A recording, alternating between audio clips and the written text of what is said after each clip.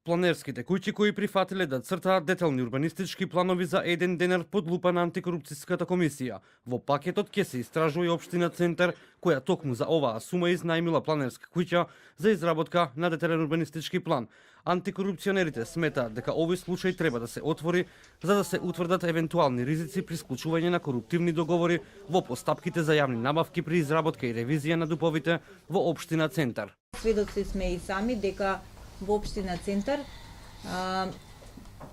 забавена е постапката на донесување на деталните урбанистички планови поради тоа што планерите кои што се надлежни за таа работа ја успоруваат.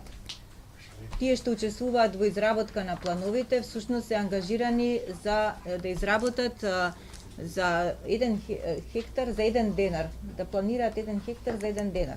Мислам дека така беше, што станува многу сомнително и предизвикува сомнежи. Во општина Центар во моментот се врши ревизија на вкупно 29 дупови, меѓу ревизиите и измените и деталниот урбанистички план за локацијата спроти Holiday Inn, која сега има наслов Дуп за градска четврт C08 согласно новиот генерален урбанистички план.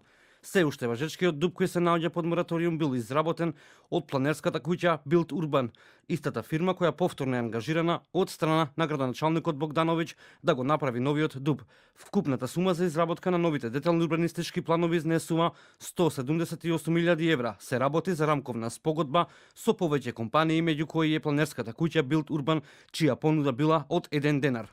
Од планерската куќа за телевизија 24 веќе изјавија дека новата планска програма е во фаза на изработка, но не откриаа повеќе детали. Паралелно, антикорупционерите оформија и предмет за одлуката на Уставниот суд за временно стопирање на мораториумот во општина Центар.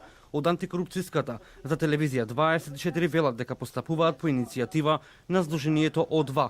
Оттаму ни потврдија дека поднеле барање со цел да се испита постапувањето на уставните судии. Уставниот суд за едни предмети постапува брзо, носи времени мерки со кои се нанесуваат тешки последици, а за други предмети не постапува долго време и не носи времени мерки, со што се предизвикуваат тешки последици. Воедно, не работи транспарентно согласно деловникот, каде подносителите на иницијативите имаат право да ги разгледаат списите во своите предмети. Од Уставен суд денеска немаше коментар во однос на оформениот предмет. Општина Центар денеска пак со нова одлука, преку која се обврзува дека ќе ги спроведува само деталните урбанистички планови кои се усогласени со генералниот урбанистички план на град Скопје и нема да издава градежни дозволи за спорните 29 планови за тоа што се донесени пред да се изгласа ГУПот во 2012 година.